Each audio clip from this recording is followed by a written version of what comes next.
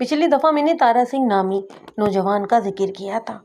ارائی گھرانے کا یہ لڑکا دوڑ کے دوران گم ہو گیا تھا اور کوشش کے باوجود نہیں مل سکا۔ تارا سنگھ کے ساتھ شاہی نام کے گنڈے کا ذکر بھی آیا تھا۔ شاہی ایک بھگوڑا فوجی تھا اور خود کو ڈوگرا بتاتا تھا۔ اس کے پاس ہر وقت ایک تلوار رہتی تھی اور مشہور یہ تھا کہ وہ تلوار کے مقابلے میں اپنے سامنے کسی کو ٹکنے نہیں دیتا۔ تارا سنگھ کو گم ہوئے تقریباً 8 مہینے ہو چکے تھے۔ ایک روز علاقے کا ایک مشہور جیب کترا جیکی میرے پاس آیا۔ جیسا کہ نام سے ظاہر ہے وہ عیسائی تھا۔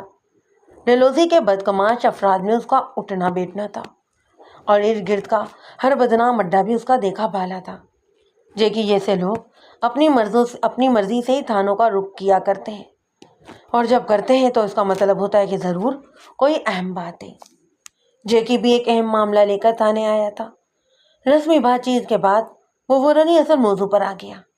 کہنے لگا، جناب عالی، میں ایک بڑی خاص خبر لے کر آپ کے پاس آیا ہوں۔ مجھے پتا ہے کہ آپ کا ٹائم بڑا ہی قیمتی ہے۔ اگر یہ خبر خاص نہ ہوتی تو میں کبھی آپ کو تکلیف نہ دیتا۔ ایک لمحے کے لیے رک کر اس نے اپنا گلا صاف کیا اور میز پر آگے کی طرف جھکتے ہوئے کہنے لگا، جناب، کل ہفتہ تھا۔ ہر ہفتے کی شام صدر کے ایک چائے خانے میں ناچ گانے کی محفل جمتی ہے۔ چائے خانے کے مالک کا نام گلزار خان ہے اور میرا خیال ہے کہ آپ اسے جانتے ہی ہوں گے۔ میں نے ہمیں سر ہلاتے ہوئے کہا، ہاں، تم آگے بولو۔ وہ کہنے لگا کہ کل رات وہاں شاہی بھی موجود تھا۔ ناچ گانے کے بعد تاش کی بازی ہونے لگی۔ شاہی بھی کھیل رہا تھا۔ اس نے جام کے کئی گلاس چڑھائے ہوئے تھے اور نشے میں دھت تھا۔ کھیل کے دوران اس کا مہیش نامی ایک پٹھانی لڑکے سے جھگڑا ہو گیا۔ دراصل مہیش نے کھیل میں بے ایمانی کرنے کی کوشش کی تھی۔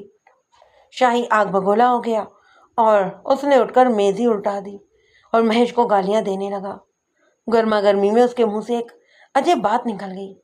کہنے لگا، یہ جوا ہے اور جوئے میں دھوکہ کرنے والے کا میں منہ توڑ دیتا ہوں۔ اور اس حرامی تارا سنگھ کا نام تو سنا ہوگا نا تم نے؟ اس نے بھی مجھے دھوکہ دینے کی کوشش کی تھی۔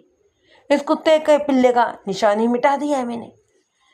نشے کی وجہ سے اسے کچھ پتہ ہی نہیں چلا کہ وہ کیا کہہ گیا ہے، کیا بک گیا ہے۔ موقع پر موجود جن لوگوں کو اس کی بات سمجھ میں آئی وہ حیرانی سے اس کی طرف دیکھنے لگے۔ حیران ہونے والوں میں بھی شامل تھا۔ جناب عالی، کل سے سوچ رہا تھا کہ اس بات کی اطلاع آپ کو تو ملنی چاہیے۔ تارا سنگھ ہمارے محلے کا لڑکا تھا۔ زیادہ میل جول نہ صحیح، سلام دعا تو تھی۔ ہمیں اس کے نہ ملنے کا بہت دکھ ہے۔ اس کی بوڑھی ماں کو دیکھتے ہی کلیجہ منہ کو آنے لگتا ہے۔ جیکی اپنی بات کہہ کر خاموش ہو گیا اور میرے ذہن میں زبردست قسم کی ہلچل مچا گیا۔ یہ ایک سنسنی خیز اطلاع تھی اور جیکی کے لہجے سے اندازہ ہوتا تھا کہ وہ جو کچھ کہہ رہا ہے درست کہہ رہا ہے۔ اگر ایسا ہوتا ہے تو مجرم کوئی جرم کرتا ہے اور جرم کرنے کے کافی عرصے بعد بھی اسے کوئی سزا نہیں ملتی تو وہ اپنے جرم کے بارے میں لاپرواہ ہو جاتا ہے اور کسی بھی وقت اس کا آ کر شیخی میں اعلان کر دیتا ہے۔ یہ بھی ایک ایسا ہی کیس نظر آ رہا تھا۔ شاہی نشے میں تھا اور غصے کی حالت میں اس کی زبان سے ایک نہایت اہم بات نکل گئی تھی اور میں نے جیکی سے پھر کچھ تفصیلات پوچھی اور اس کے فوراً ہی بعد میں نے شاہی پر ہاتھ ڈالنے کا فیصلہ لیا۔ جیسا کہ میں نے پچھلی کہانی میں بتایا تھا کہ شاہی نے تیمور والے کیس میں ضمانت قبل از گرفتاری کروائی تھی، لیکن یہ ایک بالکل دوسرا معاملہ تھا اور اس میں بلا روک و ٹوک شاہی کو میں ہتکڑی لگا سکتا تھا۔ میں جانتا تھا کہ شاہی ایک خطرناک گنڈا ہے اور آسانی سے گرفتاری نہیں دے گا، لہذا میں نے خود اس کی طرف جانے کا فیصلہ کیا۔ ایک حوالدار اور 2 کانسٹیبل لے کر میں اس کی طرف روانہ ہو گیا۔ جیکی کی زبانی مجھے پتہ چلا کہ شاہی اس وقت اپنے ڈیرے پر ہوگا۔ اس کا ڈیرا ست دھارا کے راستے میں پیرے توکل کے مزار کے قریب تھا۔ مجھے معلوم تھا کہ ڈیرے پر ہر وقت لوفروں کا مجمع لگا رہتا ہے اور انہی لوفروں میں بعض اوقات خطرناک گنڈے بھی اٹھتے بیٹھتے ہیں۔ ڈیرے میں گھس کر شاہی پر ہاتھ ڈالنا کسی بھی طور مناسب نہیں تھا۔ میں نے بہتر یہ سمجھا کہ پہلے شاہی کو کسی بہانے ڈیرے سے باہر بلایا جائے اور پھر موقع دیکھ کر ہتکڑی ڈال دی جائے۔ اس مقصد کے لیے ہیڈ کانسٹیبل قادری کو استعمال کیا جا سکتا تھا۔ قادری صرف 2 روز پہلے ہی میرے تھانے میں تبدیل ہو کر آیا تھا۔ یہاں پر کسی کو نہیں معلوم تھا کہ وہ پولیس کا آدمی ہے۔ میں اسے سادہ کپڑوں میں لے کر آیا تھا۔ وہ اندر جا کر شاہی کو بہانے سے باہر لا سکتا تھا۔ قادری کو پوری بات سمجھا کر میں نے شاہی کے ڈیرے پر بھیج دیا اور خود قریبی درختوں کی آڑ میں کھڑا ہو گیا۔ حوالدار پربت سنگھ اور ہیڈ کانسٹیبل میرے ساتھ ہی تھے۔ ہیڈ کانسٹیبل کے پاس 303 رائفل اور میرے پاس 38 کا پستول تھا۔ گاڑی ہم نے قریبی ایک درخت کے پیچھے کھڑے کر دی تھی اور امید نہیں تھی کہ وہ شاہی یا کسی دوسرے شخص کی نظر میں آ سکے گی۔ ہیڈ کانسٹیبل قادری اندر چلا گیا اور ہم پوری طرح چوکس ہو کر شاہی کی آمد کا انتظار کرنے لگے۔ تقریباً 5 منٹ اسی طرح گزر گئے۔ شاہی نکلا اور نہ ہی قادری کی صورت نظر آئی اور نہ ہی کوئی تیسرا شخص دکھائی دیا۔ میں نے ہیڈ کانسٹیبل کو سمجھا دیا تھا کہ وہ اندر پہنچتے ہی شاہی سے بات کرے اور اسے بتائے کہ پشاور سے 2 آدمی اسے ملنے آئے ہیں۔ وہ ڈیرے پر نہیں آنا چاہتے، اسی لیے باہر کھڑے ہیں۔ پشاور میں کچھ جرائم پیشہ لوگوں سے شاہی کے تعلقات تھے اور مجھے امید تھی کہ پشاور کے مہمانوں کا سن کر وہ افراتفری میں باہر آ جائے گا۔ میرا خیال تھا کہ شاہی کے باہر آنے میں 2-3 منٹ سے زیادہ ٹائم نہیں لگے گا، لیکن اب تو 8 منٹ ہونے کو آئے تھے۔ گزرنے والے ہر سیکنڈ کے ساتھ اللمی میری پریشانی بڑھتی جا رہی تھی۔ یقیناً اندر کوئی گڑبڑ ہو چکی تھی۔ چند ہی لمحے بعد اس خیال کی تصدیق بھی ہو گئی۔ اچانک ہی ڈیرے کا بیرونی پھاٹک ایک جھٹکے سے کھلا اور کوئی شخص لڑکھڑاتا ہوا باہر آ گرا۔ میں نے اسے سفید لباس سے پہچانا، وہ قادری کے سوا اور کوئی نہیں تھا۔ یوں لگا جیسے قادری نے بھاگ کر پھاٹک سے گزرنے کی کوشش کی اور کسی نے زوردار طریقے سے اسے دھکا دے دیا۔ جو ہی قادری دوبارہ اٹھا، 3 افراد بھوکے کتوں کی طرح اس سے لپٹ گئے۔ وہ اسے مار رہے تھے اور کھینچ کر پھر اندر لے جانا چاہتے تھے۔ ان میں شاہی بھی تھا۔ اپنے لمبے قد اور چمکتی ٹنڈ کی وجہ سے وہ صاف پہچانا جا رہا تھا۔ قادری کی مار کٹائی کا منظر اب دیکھ کر اب میرے لیے خاموش کھڑا رہنا کسی طور ممکن نہیں تھا اور نہ ہی یہ سوچنے کا وقت تھا کہ اس مار کٹائی تک نوبت کیوں کر اور کیسے پہنچی۔ میں نے پسٹل باہر نکالا اور تیزی سے لپک کر شاہی وغیرہ کے سر پر پہنچ گیا۔ رائفل بدمست ہیڈ کانسٹیبل اور حوالدار میرے پیچھے ہی تھے۔ مجھ سے آنکھیں چار ہوتے ہی شاہی تیز سے سرخ ہو گیا اور وہ ایک سرفرا گنڈا تھا۔ مجھے اچھی طرح معلوم تھا کہ ان سنگین لمحات میں وہ کچھ بھی کر سکتا ہے۔ پستول کی ٹریگر پر میری انگلی پوری طرح سے تیار تھی۔ شاہی خبردار، ہٹ جاؤ پیچھے، میں نے سرد لہجے میں کہا۔ ایک لمحے کے لیے محسوس ہوا کہ شاہی رک کر بھاگ نکلے گا، لیکن اگلے ہی لمحے اس نے ارادہ بدل دیا۔ وہ کوئی معمولی بدماش نہیں تھا، ڈلہوزی کا بہرام شاہ تھا۔ وہ یوں سرے پاؤں رکھ کر بھاگ جاتا تو کیا عزت رہ جاتی اس کی۔ اس نے بھاگنے کی بجائے مجھے بھگانے کا فیصلہ کیا اور 1 سیکنڈ سے بھی کم وقت میں اپنے پہلو سے بندھی ہوئی تلوار یعنی کہ نیام کو باہر نکالا۔ وہ کوئی 3 فٹ لمبی خمدار تلوار تھی اور پارے کی طرح چمک رہی تھی، اور یہ تلوار ایک ایسے شخص کے ہاتھ میں تھی جو اسے استعمال کرنے کا فن بھی جانتا تھا۔ میں نے شاہی کی آنکھوں میں ناچتے ہوئی دیوانگی دیکھی اور ایک لمحہ ضائع کیے بغیر گولی چلا دی۔ دھماکے کے ساتھ کوئی 1 آدھ انچ لمبا سکہ شاہی کی کلائی میں گھس گیا۔ اس نے تڑپ کر تلوار دوسرے ہاتھ میں تھامنی چاہی، لیکن اسی لمحے جب میری تلوار پر کسی ہاتھ کی گرفت مضبوط نہیں تھی، میرے ہیڈ کانسٹیبل نے ٹانگ چلائی اور اس کی ٹھوکر سے تلوار ہوا میں اڑ گئی۔ میں نے جس لگا کر شاہی کو دبوچ لیا اور پھر فوراً ہی 1 فٹ زمین پر سے اٹھا کر پٹخ دیا۔ شاہی کے ایک ساتھی نے ہیڈ کانسٹیبل پر چاقو سے وار کرنا چاہا، لیکن رائفل کی دھمکی کام آئی اور وہ پیچھے ہٹنے پر مجبور ہو گیا۔ میرا گھٹنا بھی شاہی کی گردن پر تھا اور پسٹل اس کی کنپٹی سے لگا ہوا تھا۔ اپنے سرگناہ کو اس حالت میں دیکھ کر کسی بھی چمچے چانٹے کو ہمت ہی نہیں ہوئی کہ وہ پولیس پارٹی پر حملہ کر سکتا۔ میرے حوالدار نے شاہی کا ایک بازو مڑوڑ کر اپنے گھٹنے کے نیچے دبایا اور اسے ہتھکڑی لگا دی۔ شاہی کا پارا 7ویں آسمان کو چھو رہا تھا۔ وہ کشمیری کے علاوہ اردو اور ہندی میں بھی ہمیں گانیاں بک رہا تھا۔ شاہی جیسے گنڈوں کو سیدھا کرنے کے لیے پولیس کے پاس بہت سارے ہتھ کنڈے ہوتے ہیں۔ میں نے کوشش کی کہ مجھے شاہی پر کوئی بھی ایسا ہتھ کنڈا استعمال نہ کرنا پڑے، لیکن جب وہ کسی بھی طور قابو نہیں آیا تو میں نے حوالات میں اسے حوالدار پربت سنگھ اور اس کے 3 ماتحتوں کے حوالے کر دیا۔ پربت سنگھ حوالاتیوں کے لیے اسرائیل سمجھا جاتا تھا میری ماتحتی میں آ کر وہ ایک عرصے سے بیکار ہی تھا۔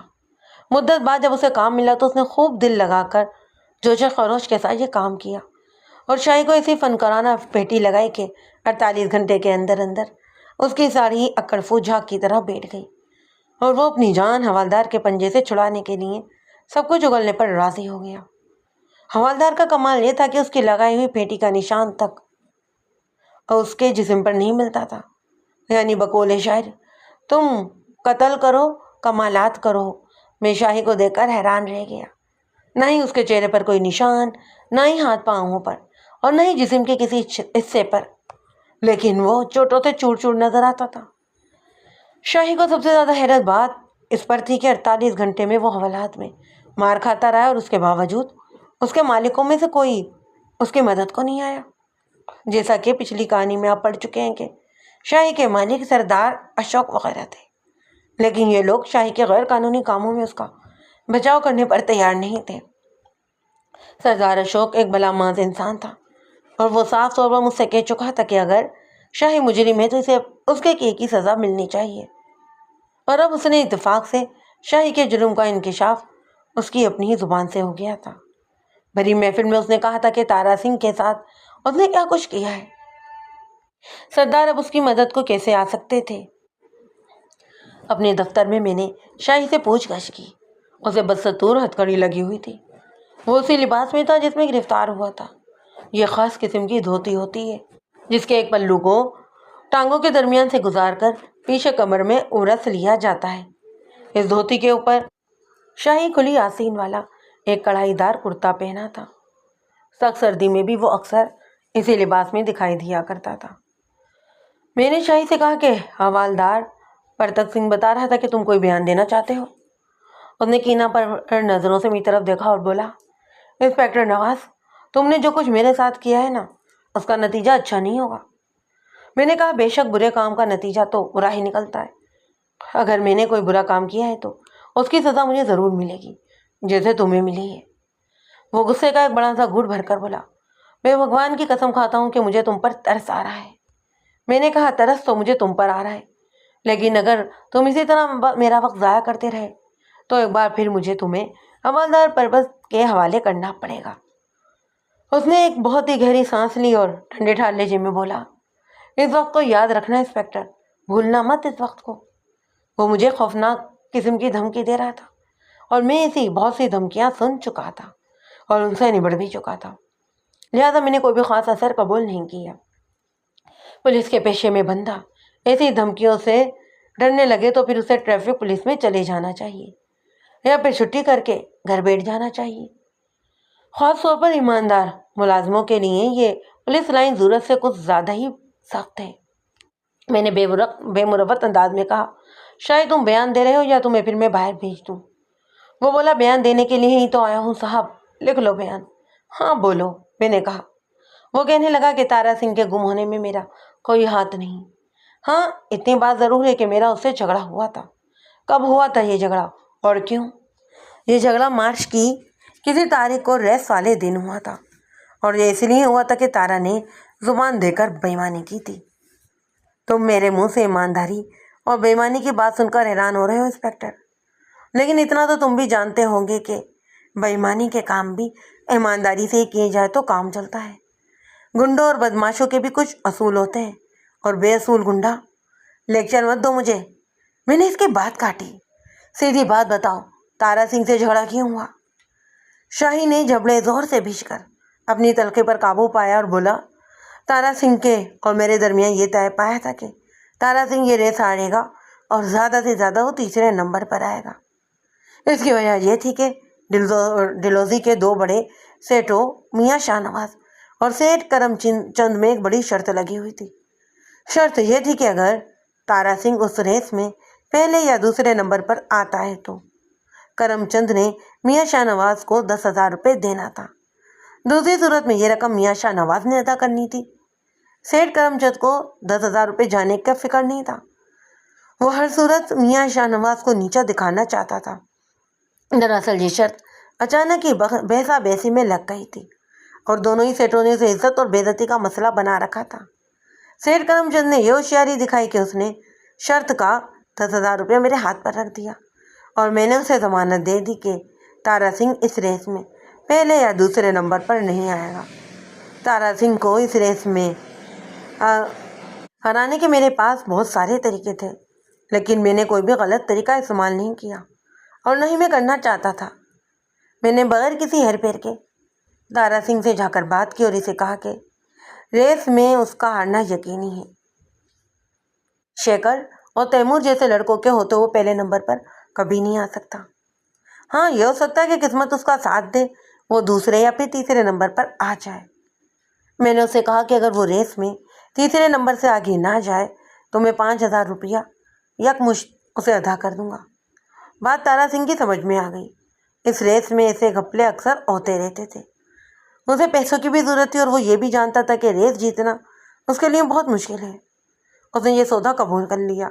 میں نے اس کے کہنے پر 2,500 روپیہ پہلے ہی اسے دے دیا اور باقی 2,500 روپیہ ریس کے بعد دینا قرار پایا۔ تارا سنگھ نے مجھ سے وعدہ لیا کہ وہ ریس میں پہلے یا دوسرے نمبر پر نہیں آئے گا، لیکن وہ تیسرے چوتھے نمبر پر آ کر اپنی بے عزتی بھی نہیں کروانا چاہتا تھا۔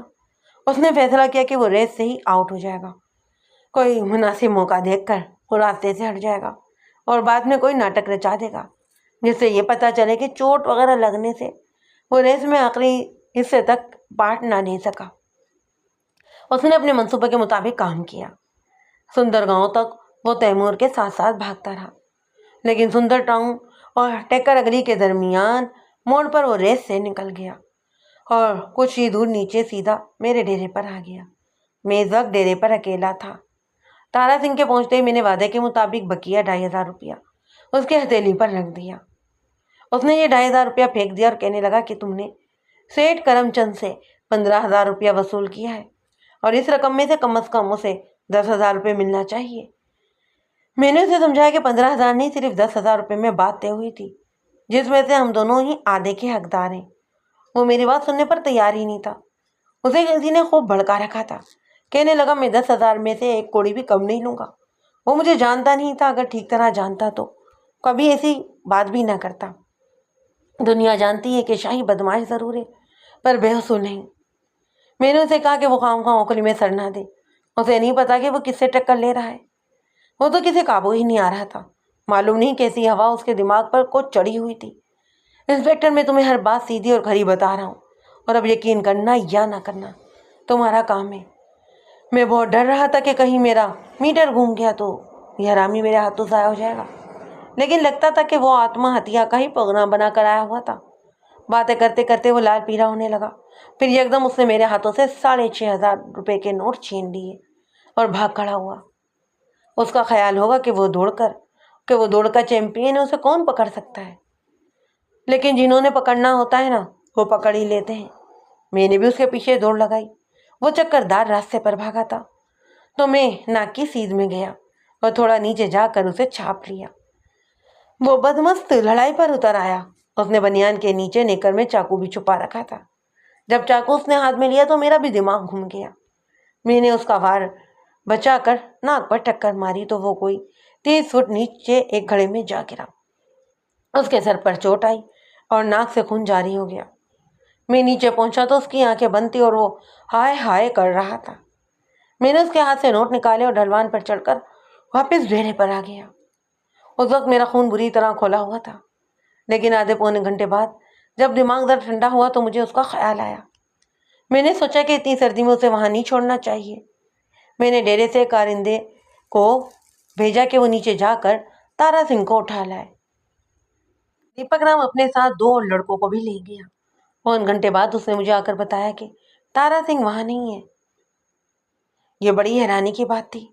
میرے دماغ میں آیا کہ یہ نہ ہو کہ وہ کسی اسپتال میں ہے، شاید کسی نے اسے زخمی حالت میں دیکھا ہو اور میں وہ اسپتال پہنچا دیا ہو۔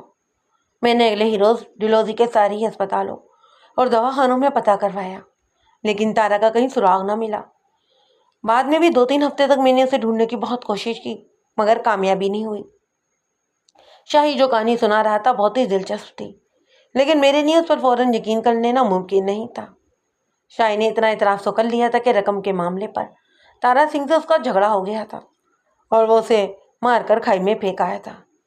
اس اعتراف کے بعد شاہی کے خلاف ایک مضبوط کیس بن سکتا تھا۔ تارا کو گم ہوئے 8 مہینے ہونے کو آئے تھے۔ اگر وہ زندہ تھا تو اب تک کیوں نہیں ملا تھا؟ یہ بھی ممکن تھا کہ کھائی میں گرنے سے اس کی موت واقع ہو گئی ہو اور شاہی کے آدمیوں نے اسے کہیں ادھر ہی جنگل میں گاڑ دیا ہو۔ در حقیقت شاہی کو معلوم ہو چکا تھا کہ نشے کے اس کے منہ سے ایک ایسی بات نکل چکی ہے جو اس کی گردن کا پھندا بن سکتی ہے، اور اس بات کے نفس درجن گواہ بھی موجود ہیں جنہوں نے بہت کچھ بتا دیا ہے۔ یہ وجہ ہے کہ اس نے تارا سنگھ سے ہونے والے جھگڑے کے بارے میں ہمیں بہت کچھ بتا دیا تھا۔ شاہی کی گرفتاری کے بعد جو تک کمپیل ہوئی تھی وہ ہمارے ایک غلط اندازے کی وجہ سے ہوئی تھی۔ میں نے قادری کو سادہ لباس میں شاہی کے ڈیرے پر بھیجا تھا۔ میرا خیال تھا کہ شاہی وغیرہ اس کی نہیں پہچان سکیں گے، لیکن ان کی CID خاصی تیز تھی۔ وہ قادری کو ہیڈ کانسٹیبل کی حیثیت سے پہچانتے تھے۔ یہی وجہ تھی کہ انہوں نے اسے پکڑ لیا اور مار پیٹ کرنے لگے۔ خیر، یہ تو وہ باتیں تھیں جو ہو چکی تھیں، اب ہمیں ان باتوں کے بارے میں سوچنا تھا جو ہونی تھیں۔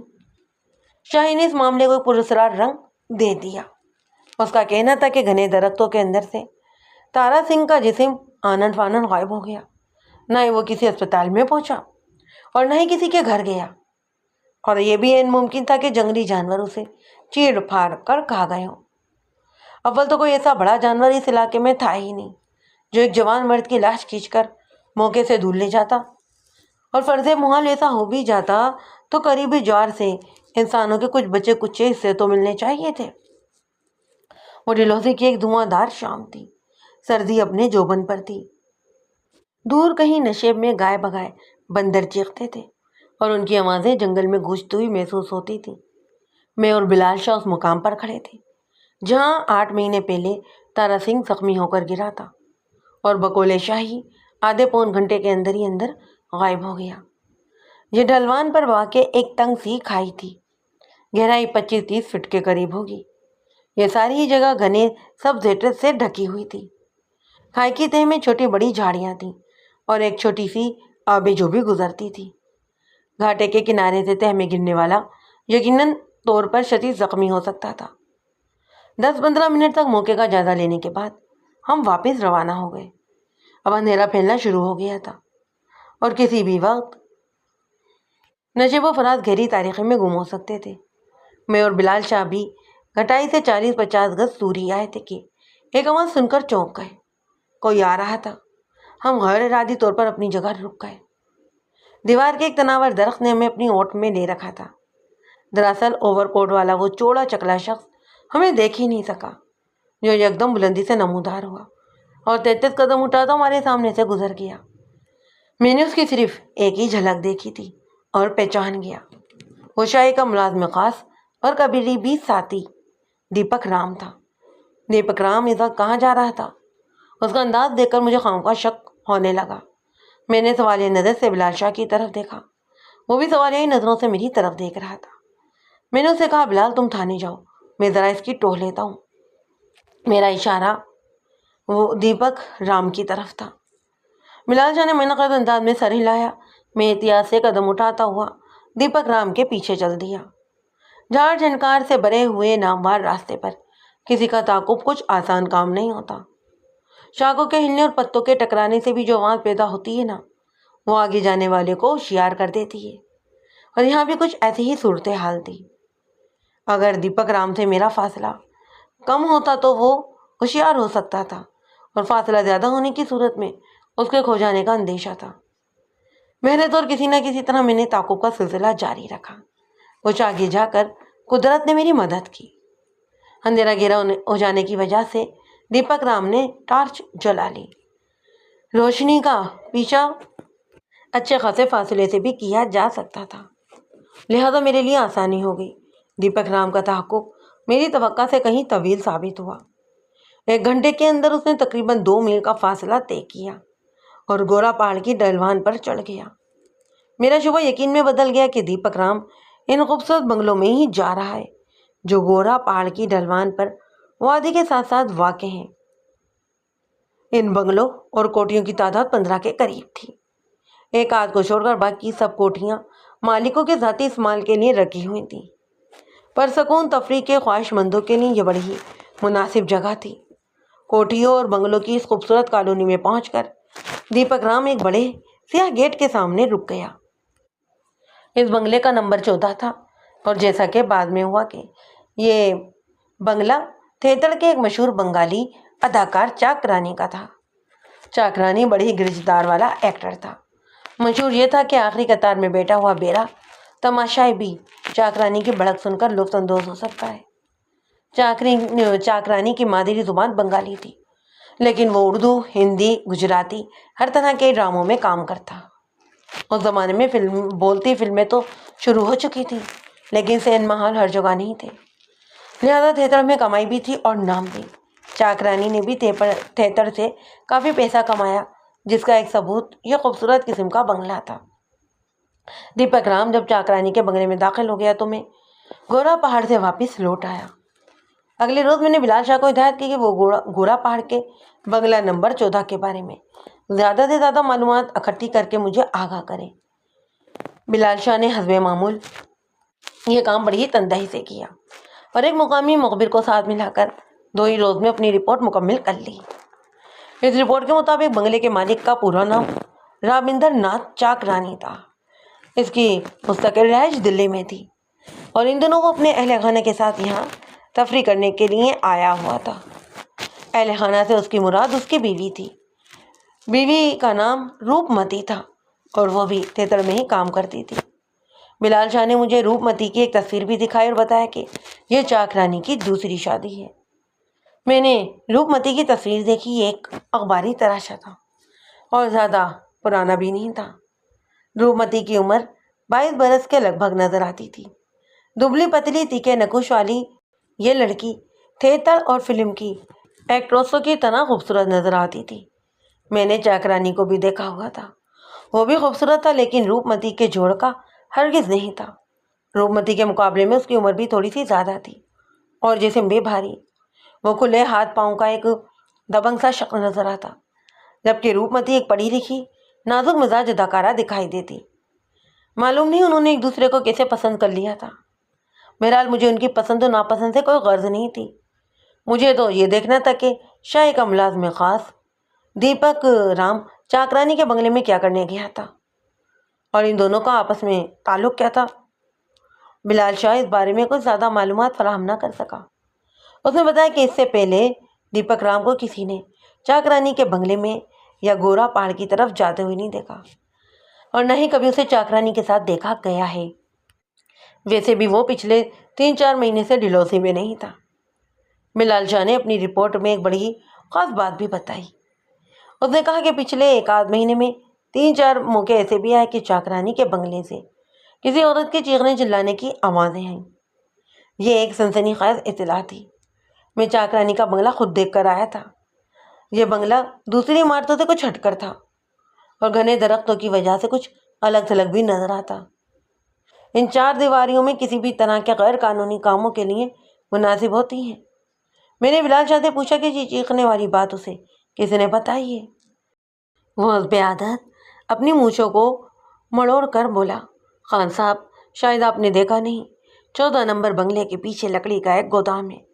گودام بھی کیا ہے، بس کھلے آتے میں چھتروں کے ڈھیر لگا کر دو آلے کانٹے دار تال لگا دی گئی ہے۔ یہاں 2 چوکیدار بھی رہتے ہیں، دونوں ہی آپس میں داماد سسر ہیں۔ انہوں نے ہی بتایا کہ 14 نمبر بنگلے میں ضرور کوئی گڑبڑ ہے۔ صرف 2 دن پہلے بھی رات کے وقت انہوں نے چیخیں سنی تھیں۔ چیخیں بہت مدھم ہوتی ہیں اور اکثر وقفے سے آدھے گھنٹے تک سنائی دیتی رہتی ہیں۔ میں نے بلال شاہ سے اس بارے میں کچھ اور تفصیل پوچھی، پھر چاک رانی سے ملنے کا فیصلہ لیا۔ گورا پہاڑ تک جانے کے لیے جیپ کو طویل چکر کاٹنا پڑتا تھا۔ میں 1 گھنٹے میں چاک رانی کے بنگلے تک پہنچ سکا۔ میں وردی میں تھا، مجھے دیکھ کر چاک رانی کا ملازم پریشان نظر آنے لگا۔ وہ اطلاع دینے اندر گیا اور 4-5 منٹ بعد میں چاک رانی کے سامنے اس کے ڈرائنگ روم میں بیٹھا ہوا تھا۔ شکل و صورت اور قد کاٹ کے لحاظ سے چاک رانی کسی بھی طرح بنگالی نظر نہیں آتا تھا۔ وہ اچھا بھلا گھمرو شخص تھا اور کسی حد تک خاموش طبع بھی نظر آتا۔ اس نے بڑے اخلاق اور رکھ رکھاؤ کے ساتھ مجھے خوش آمدید کہا اور آنے کی وجہ پوچھی۔ میں نے کہا وجہ تو کچھ خاص نہیں ہے چاک رانی صاحب، بس آپ سے ملنے کو دل چاہ رہا تھا۔ وہ مسکرا کر اردو میں بولا، ہم تو آپ کے خادم ہیں جی، ہمیں حکم کر دیا ہوتا فرمائیے کیا خدمت کروں میں آپ کی؟ میں نے کہا بس تھوڑا سا وقت لینا تھا آپ کا. دراصل ہم نے ایک مقامی گنڈے شاہی کو گرفتار کیا ہے. اس پر ایک ارائی لڑکے کے قتل کا الزام ہے. ہم نے شاہی کے ملنے جلنے والوں سے بھی پوچھ گچھ کی ہے اور کر رہے ہیں. شاہی کے دوست احباب میں ایک دیپک رام نامی شخص بھی ہے. سمجھ گیا میں. چاکرانی میری بات کاٹ کر بولا. آپ کو معلوم ہوا ہوگا کہ دیپک رام نامی یہ شخص میرے بنگلے میں آمد و رفت رکھتا ہے. اگر آپ ایسا سمجھتے ہیں تو یہ بات بالکل صحیح ہے. دیپک رام 3-4 دفعہ میرے بنگلے میں آ چکا ہے, لیکن اس کے آنے کی وجہ شاید آپ کو معلوم نہ ہو. چاکرانی نے دروازے کی طرف رخ پھیر کر ملازم دینو کو آواز دی. چند ہی لمحے بعد 40-50 سال کا ایک بارش شخص سینے پر ہاتھ باندھے ہوئے اندر داخل ہوا. ادب سے سر جھکا کر خاموش کھڑا ہو گیا. چاکرانی نے اپنی پاٹدار آواز میں کہا, دینو, انسپکٹر صاحب کو بتاؤ کہ دیپک رام یہاں کیوں آتا ہے. اس سے پہلے کہ دینو بولتا میں نے کہا, چاکرانی صاحب, آپ کے ملازم کی زبان سے آپ کی زبان میرے لیے زیادہ قابل اعتبار ہے. جو کچھ کہنا ہے آپ خود ہی فرمائیے, میں ہمتن گوش ہوں. چاکرانی نے مسکرا کر ملازم کو باہر بھیج دیا. پھر چاندی کے سگریٹ کیس سے نکال کر بڑے اسٹائلش انداز میں ہونٹوں سے لگایا اور بولا, بات تو معمولی سی ہے, کم از کم آپ کے لیے تو بالکل ہی غیر ہے. دیپک رام کی دھرم پتنی مالتی میرے بنگلے میں ملازم تھی. میرے آنے سے پہلے میرے مینیجر نے اسے ملازم رکھا تھا. یہاں آ کر مجھے معلوم ہوا کہ مالتی کا شوہر کوئی اچھا آدمی نہیں, دنگا فساد کرتا ہے اور اکثر ہی اسے پولیس بھی پکڑ کر لے جاتی ہے. میں نے مالتی کی چھٹی کروا دی. دیپک رام نے مینیجر سے درخواست کی کہ اس کی بیوی کو کام سے نہ نکالا جائے. مینیجر نے بے وقوفی کی اور اسے میری طرف بھیج دیا. 2 دفعہ میں نے اسے ملنے پر انکار کر دیا. میرا خیال تھا کہ وہ سمجھ جائے گا, لیکن وہ بھی ایک نمبر کا ڈھیٹ آدمی نکلا ہے. 2-3 روز پہلے پھر آدم کا. میں نے ٹھیک ٹھاک جھاڑ پلائی اور کوڑا جواب دے کر واپس بھیج دیا. دراصل اچانک چاکرانی کی بات منہ میں ہی رہ گئی. مجھے بھی چونک کر قالین پہنچ زینوں کی طرف دیکھنا پڑا. بالائی منزل پر کوئی چیز دم سے گئی تھی اور اس کے ساتھ ایک دبی ہوئی نسوانی چیخ ابھری. میں نے دیکھا کہ چاکرانی کا سرخ و سفید چہرہ ایک دم زرد پڑ گیا. میں نے سوالیہ نظروں سے چاکرانی کی طرف دیکھا. وہ سگریٹ کو ایش ٹرے میں مسل کر کہنے لگا, میری نوکرانی فرش دھوتے ہوئے گر گئی ہے شاید. وہ سیڑھیوں تک گیا اور کچھ دیر بعد بالائی منزل کے دروازے کی طرف دیکھتے رہنے کے بعد واپس آ گیا. وہ صاف طور پر پریشان تھا اور میری توجہ اس واقعے کی طرف سے ہٹا دینا چاہتا تھا. اس نے مجھے خبریں سنانے کے بہانے ریڈیو آن کر دیا. سیاست کی باتیں کرنے لگا. کچھ بھی تھا, وہ ایک بااخلاق شخص تھا اور اس کی باتوں میں بھی رکھ رکھاؤ تھا. بڑے غیر محسوس طریقے سے وہ یہ کوشش کر رہا تھا کہ میں جلد از جلد یہاں سے رخصت ہو جاؤں, لیکن تقدیر چاکرانی پر مہربان نظر نہیں آتی تھی. میں اٹھنے ہی والا تھا کہ ایک بار پھر بالائی منزل سے دھماکہ چوکڑی کی آوازیں آنے لگیں. ایک مرد دبے دبے لیشے میں گر رہا, اس کے ساتھ ہی کسی عورت کے رونے اور بولنے کی آوازیں آنے لگیں. اس دفعہ یہ سب کچھ ہی نہایت واضح تھا. چاکرانی پریشان ہو کر اپنی جگہ سے اٹھ کھڑا ہوا. پریشانی کے علاوہ اس کے چہرے پر غصہ اور شرمندگی بھی تھی. وہ کچھ دیر سیدھا کھڑا رہا, پھر بالائی منزل کے دروازے کو دیکھتا رہا. میں بھی آتا ہوں انسپکٹر, اس نے کہا اور بڑی تیزیوں سے سیڑھیوں کی طرف بڑھ گیا. 8-10 منٹ بعد چاکرانی واپس آیا تو سردی میں پسینے میں شرابور تھا. اس کے بال بھی بکھرے ہوئے تھے. میرے سامنے بیٹھ کر اس نے لرزتے ہاتھوں سے سگریٹ سلگایا اور چند گہرے کش لے کر صوفے سے پشت لگا لی. ٹھہرے انداز میں کہنے لگا, میری بیوی ہے انسپکٹر. جو پہلی آواز آئی وہ بھی اسی کی تھی. میں نے آپ سے جھوٹ بولا تھا. کیا وہ بیمار ہے؟ بیمار ہوتی تو اس کا علاج کروا لیتا. بھگوان کی کرپا سے دن دولت کی بھی کمی نہیں ہے مجھے. بڑے سے بڑے بھی اسپتال میں لے جا سکتا ہوں اس کو, مگر وہ تو اپنی دشمن خود ہی بنی ہوئی ہے. اب کیا بتاؤں آپ کو, کرتا اٹھانے سے اپنا ہی پیٹ تو ننگا ہوتا ہے. نشہ کرنے لگی ہے وہ, دن رات دھت رہتی ہے. شراب بند کر دوں تو مارنے کو دوڑتی ہے.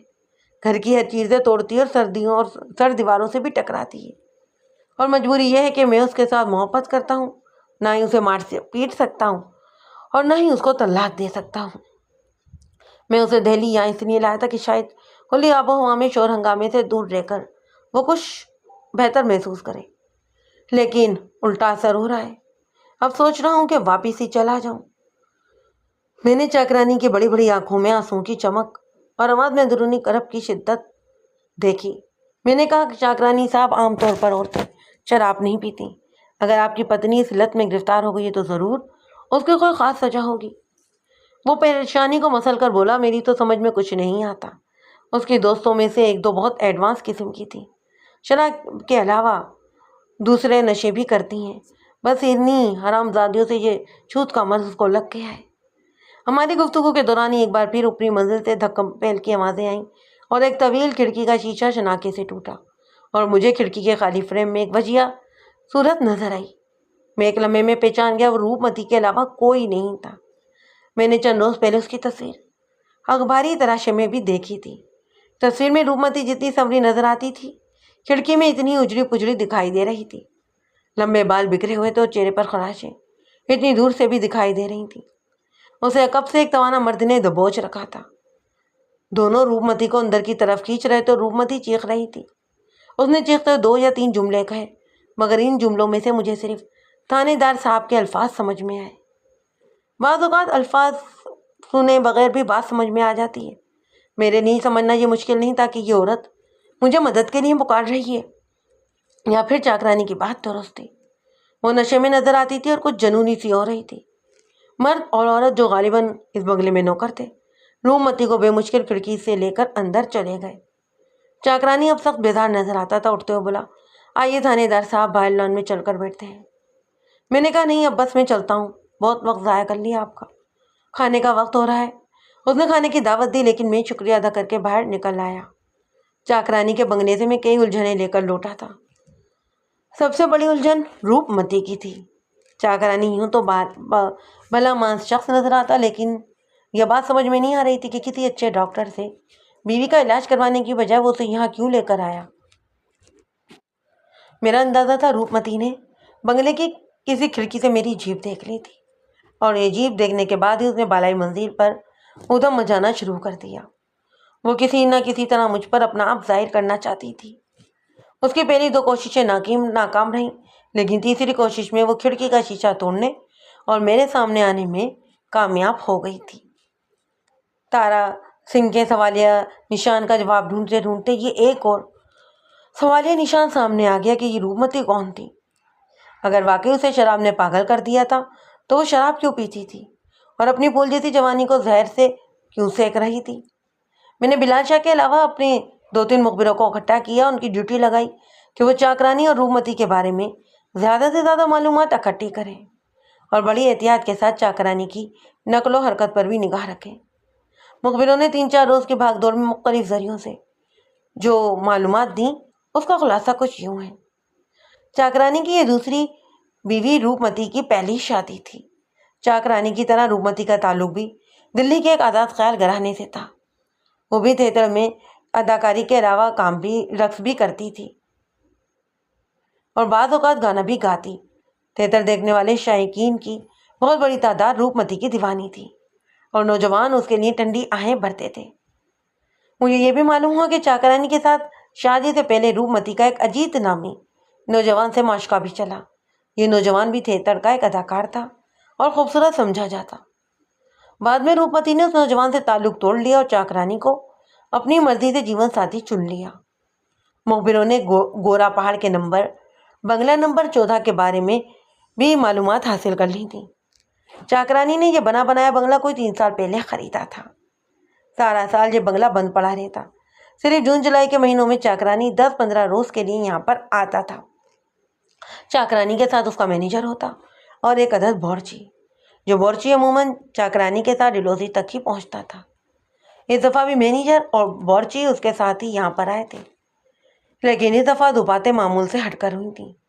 ایک تو چاکرانی گرمیوں کی بجائے سردیوں میں آیا، دوسرے اس کے ساتھ روپ متی بھی تھی، جسے وہ اپنی بیوی بتا رہا تھا۔ اسے یہاں آئے ہوئے 2 مہینے سے اوپر ہو گئے تھے۔ وہ بہت کم بنگلے سے نکلتا تھا اور اس کی پتنی کی تو کسی نے جھلک بھی نہیں دیکھی تھی۔ ارد گرد کے لوگ اب اس بنگلے کو پراسرار خیال کرنے لگے تھے۔ ان کا خیال تھا کہ بنگلے کی 4 دیواری کے اندر ضرور کوئی گڑبڑ ہے، یا کوئی غیر قانونی کام ہوتا ہے، یا پھر کسی روح وغیرہ نے ڈیرا ڈال لیا ہے۔ دیہی علاقوں میں ایسی باتوں کے پھیلنے کے لیے بس اشارے کی تو ضرورت ہوتی ہے۔ یہاں بھی یہ اشارہ موجود تھا، یعنی بنگلے کے پچھواڑے لکڑی گودام کے چوکیداروں نے چیخوں کی آوازیں سنی جو اکثر رات کے وقت آتی تھیں، اور میں اب ان چیخوں کا سبب سمجھ گیا تھا، لیکن ان کی اصل بنیاد کا مجھے ابھی بھی نہیں پتا تھا۔ نہ جانے کیوں رہ رہ کر خیال آ رہا تھا کہ ان چیزوں کی اصل بنیاد اس کہانی کے ملبے میں ہی چھپی ہوئی ہے، جس میں چاکرانی کے علاوہ کسی اجیت نامی اداکار کا ذکر بھی آتا ہے، اور جس کا آغاز دلی کے کسی رومان پر گوشے سے ہوا تھا۔ مجھے اندازہ ہو رہا تھا کہ یہ گتھی سلجھانے کے لیے مجھے یا میرے سب انسپکٹر کو اب دلی جانا پڑے گا۔ 2-3 روز سوچ بچار کرنے کے بعد میں نے خود دلی جانے کا فیصلہ لیا۔ میں چند کیسوں کے سلسلے میں اس سے پہلے بھی دلی جا چکا تھا۔ آپ ان میں سے 2 کیسوں کی رودات بھی سن چکے ہیں۔ دلی میرے لیے کوئی بھی نیا مقام نہیں تھا، اور نہ ہی وہاں کے رہنے والے میرے لیے اجنبی تھے۔ ڈلہوزی سے دلی تک جانے کا مطلب ہے بذریعہ ٹرین یا بس ایک طویل سفر۔ تارا سنگھ کی 8-9 ماہ پرانی گمشدگی کا معاملہ حل کرنے کے لیے میرے لیے ضروری تھا کہ میں یہ طویل سفر کروں۔ میں نے بس پر ٹرین کو ترجیح دی۔ میں اور بلال شاہ پہلے سرکاری گاڑی پر پٹنہ کوٹ پہنچے۔ پٹنہ کوٹ اسٹیشن سے ہم ٹرین میں بیٹھے اور پھر چل کر سفر ہم نے شروع کر دیا۔ لیکن جب بلال شاہ جیسا دلچسپ سفر ہو تو سفر کرنے میں زیادہ دشواری پیدا نہیں ہوتی۔ پچھلے دنوں بلال شاہ ایک بوتل خون عطیے میں دے بیٹھا تھا۔ اب وہ ہر وقت خون کی کمی کا روتا رہتا۔ کہتا تھا کہ اٹھتے بیٹھتے اسے چکر آتے ہیں، بیٹھے بیٹھے ٹانگیں بھی سن ہو جاتی ہیں۔ ہر وقت ناخنوں کو دیکھتا رہتا کہ ان میں گلابی پن نہیں رہا۔ ایک بوتل خون کی کمی پوری کرنے کے لیے اس نے میری جیب سے جتنا پھل فروٹ کھایا تھا، اس سے 5-6 بوتل خون اس کے جسم میں مزید پیدا ہو چکا تھا، مگر کمی تھی کہ پوری ہونے میں ہی نہیں آ رہی تھی۔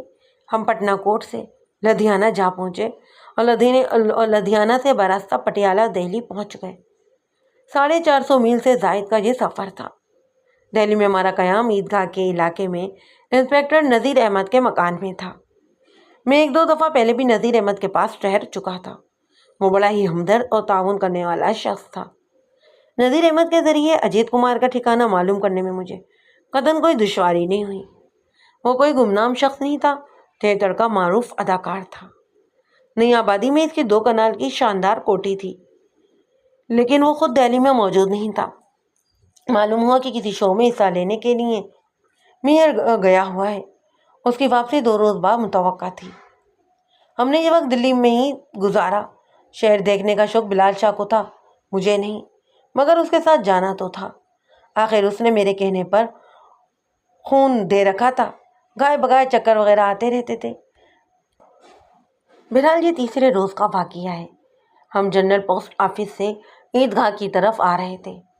یوں ہی میرے جی میں آئی کہ نئی آبادی کی طرف سے نکل چلتے ہیں۔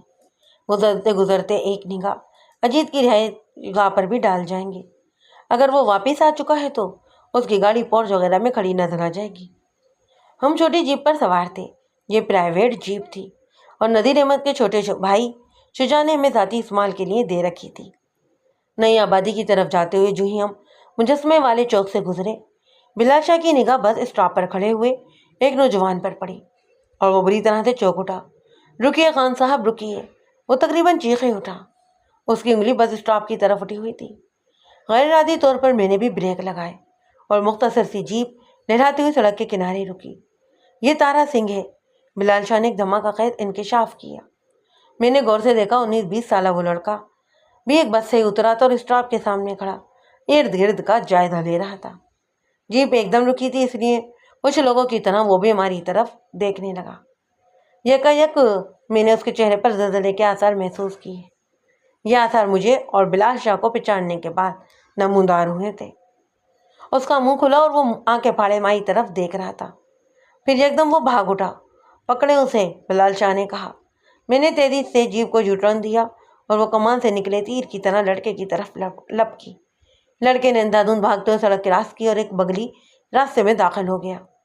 یہ ون وے کی خلاف ورزی تھی، مگر اس خلاف ورزی کے سوا کوئی چارہ نہیں تھا۔ میں نے لڑکے کا تعاقب جاری رکھا کہ گاڑیوں کے پہیے ٹٹرائے اور ان کے ڈرائیور خنج کی نظروں سے ہمیں گھورنے لگے۔ جو ہی میں نے لڑکے کو ایک تنگ گلی میں داخل ہوتے ہوئے دیکھا، جیپ روک کر نیچے چھلانگ لگا دی۔ یہ اینٹوں کے فرش والی پختہ گلی تھی، دونوں ہی طرف رہائشی مکانات تھے۔ لڑکا جس کا نام بلال شاہ نے تارا سنگھ بتایا تھا، تیزی سے بھاگا چلا جا رہا تھا۔ وہ تارا ہی تھا، کیونکہ وہ اس طرح بھاگ رہا تھا جس طرح ایک دوڑنے والے کھلاڑی کو بھاگنا چاہیے۔ اپنی تمام تر تیز رفتاری کے باوجود شاید میں اسے نہیں پکڑ سکتا تھا۔ لیکن ایک ریڑھی بان فرشتہ رحمت ثابت ہوا۔ وہ ایک اچھے ڈھیل ڈول کا سبزی فروش تھا۔ میں وردی میں تھا، لہذا میرے آگے لگ کر بھاگنے والے کو مشکوک جان کر اس کے راستے میں آ گیا۔ اس نے اپنی ریڑھی اس طرح تارا کی ٹانگوں میں ماری کہ وہ ریڑھی کے اوپر سے ہوتا ہوا پشت کے بل فرش پر گرا۔ اس سے پہلے کہ وہ اٹھنے کے بعد دوبارہ رفتار پکڑتا، میں اس کے سر پر پہنچ گیا۔ میں نے اسے دھکا دیا اور وہ اٹھتا اٹھتا ایک بار پھر زمین بوس ہو گیا۔ میں نے اس کے جبڑے پر زوردار مکے رسید کر کے اس کی ساری تنون ختم کر دی۔ یکدم وہاں مجمع لگ گیا۔ ان میں عورتیں، مرد، بچے سبھی شامل تھے۔ بلال شاہ بھی ہاپتا کاپتا موقع پر پہنچ گیا اور حیرت سے تارا کی طرف دیکھ رہا تھا۔ بات تھی بھی تو حیرت کی، یہ لڑکا پچھلے 8-9 مہینوں سے گم تھا۔ ہم سب کا یہ خیال تھا کہ وہ میں دیکھ کر یوں بھاگا تھا جیسے موت کے فرشتے کو دیکھ لیا ہو۔ موقع پر موجود لوگ ہم سے پوچھ رہے تھے کہ یہ ہے کون اور اس نے کیا ہے۔ ہم کیا کہہ سکتے تھے، ہمیں خود ہی نہیں معلوم تھا کہ اس نے کیا ہے۔ جان چھڑانے کے لیے ہم نے لوگوں سے گول مول بات کی اور تارا کو لے کر جیپ میں آ بیٹھے۔ منظر انسپکٹر نذیر احمد کے گھر کا تھا۔ نذیر احمد بھی گھر میں ہی موجود تھا۔ تارا مجرموں کی سی صورت بنائے ہمارے سامنے بیٹھا تھا۔ میرے مکے سے اس کا زری ہونٹ پھٹ گیا تھا اور خون اس کی ٹھوڑی کو رنگین کر رہا تھا۔ وہ لرزاں آواز میں بولا، میں بے گناہ ہوں انسپکٹر صاحب، مجھے اپنے دفاع میں گولی چلانا پڑی، ایسا نہ کرتا تو وہ مجھے جان سے مار دیتا۔ تارا سنگھ کے لبوں لہجے سے اس کا ناڑی پن ظاہر ہو رہا تھا۔ کوئی پختہ کار مجرم ہوتا تو بغیر ہمارے پوچھے ایسی بات زبان پر بھی نہ لاتا، بلکہ گدھے کی طرح مار کھا کر بھی چپ رہتا۔ جو بات تارا نے کہی تھی اسے صاف پتہ چلتا تھا کہ وہ کسی شخص کو زخمی یا ہلاک کر چکا ہے، اور ہم سے اب ڈر کر بھاگنے کی وجہ بھی یہی تھی۔ میں نے اندھیرے میں تیر چلاتے ہوئے کہا، پسٹل کہاں ہے اب؟ وہ بولا، وہ میں نے بنگلے کے وہیں پچھواڑے میں پھینک دیا تھا۔ ایک اور بات کا پتہ چل گیا، تارا کے ہاتھوں کسی کے زخمی یا ہلاک ہونے کا واقعہ گورا پہاڑ پر ہوا تھا، اور عین ممکن تھا کہ اسی بنگلے میں ہوا ہو جہاں چاکرانی بھی رہائش پذیر تھا، یعنی 14 نمبر کا وہ الگ تھلگ بنگلہ۔ میرا یہ خیال درست ثابت ہو رہا تھا کہ شاہی رامندر ناتھ چاکرانی بنگلہ نمبر 14 اور تارا سنگھ میں کوئی گہرا تعلق ہے۔ میں نے اپنی گفتگو سے تارا سنگھ کو یہ باور کروا دیا کہ اس کے جرم کی بیشتر تفصیلات تو مجھے معلوم ہیں اور میں اس کی گرفتاری کے لیے ہی یہاں پر دہلی آیا ہوں۔ تارا سنگھ بری طرح اس گفتگو کے جال میں پھنس گیا اور اس نے 1-1.5 گھنٹے کے اندر ہی مجھے وہ سب کچھ بتا دیا جو شاید ہم کئی دنوں میں بھی نہ پوچھ سکتے تھے۔ تارا نے میرے اور انسپکٹر نذیر کے سامنے ایک طویل بیان دیا۔ اس بیان میں اس نے اپنی گمشدگی اور گزشتہ 9 مہینوں کے حالات کے بارے میں جو کچھ بتایا اس کا خلاصہ کچھ یوں ہے۔ تارا کے بیان کے پہلے حصے سے کافی حد تک شاہی کے بیان کی تصدیق ہوتی تھی، یعنی ان دونوں کے درمیان ایک سودا ہوا تھا جس کے مطابق دوڑ میں پہلے نمبر پر چھوڑ دینے پر شاہی نے تارا کو کچھ رقم دے دینا تھی، اور اب اس رقم کے بارے میں اختلاف تھا۔ شاہی نے بیان دیا تھا کہ اس سودے میں تارا سے 5,000 روپیہ طے ہوا، جبکہ تارا کا کہنا تھا کہ شاہی نے سیٹھ سے کم از کم 15,000 روپیہ لیا تھا، اس میں سے 10,000 اسے دینے کا وعدہ کیا تھا۔ یہ ان دونوں ایک بہت بڑی رقم تھی اور اس کے سلسلے میں بڑے سے بڑا تنازع بھی کھڑا ہو سکتا تھا۔ تارا نے اعتراف کیا کہ وہ شاہی سے نوٹ چھین کر بھی بھاگا تھا، اور بعد ازاں ان دونوں میں ہاتھا پائی بھی ہوئی۔ اس نے کہا کہ شاہی نے اس کے سر پر پتھر مارا اور جب وہ بے ہوش ہو کر کھائی میں گر گیا تو وہ اس کی مٹھی سے رقم نکال کر چلتا بنا۔ تارا سنگھ نے بتایا کہ وہ تقریباً آدھے گھنٹے بعد ہوش میں آیا تھا۔ اس کے سر سے بہنے والا خون 2 تڑوں کی صورت میں اس کے چہرے اور سینے پر جمع ہوا تھا۔ وہ بے مشکل اٹھ کر بیٹھ سکا۔ چاروں ہی طرف درخت تھے جن سے ٹھٹری ہوئی سیٹیاں ہوا بجا رہی تھیں۔ اس کی ٹانگیں بھی جیسے بے جان ہو چکی تھیں۔ وہ بڑی دشواری سے اپنے آپ کو گھستا ہوا اس کھائی سے باہر نکلا اور اپنی بنیان پھاڑ کر سر پر پٹی باندھنے کی کوشش کرنے لگا۔ دفتر بری طرح چونکنا پڑا اسے ایک ہلکی سی نسوانی چیخ سنائی دی۔ اس کے ساتھ ہی کسی کے بھاگتے قدموں کی آہٹ تھی۔ وہ ایک درخت کا سہارا لے کر کھڑا ہو گیا۔ اس نے تقریباً 100 گز کے فاصلے پر ایک خوبصورت لڑکی کو دیکھا۔ وہ سرخ ریشمی لباس میں تھی اور کسی سے بچنے کے لیے تیزی سے بھاگتی چلی جا رہی تھی۔ پھر تارا کو وہ لوگ بھی نظر آئے جن سے بچنے کے لیے وہ بھاگ رہی تھی۔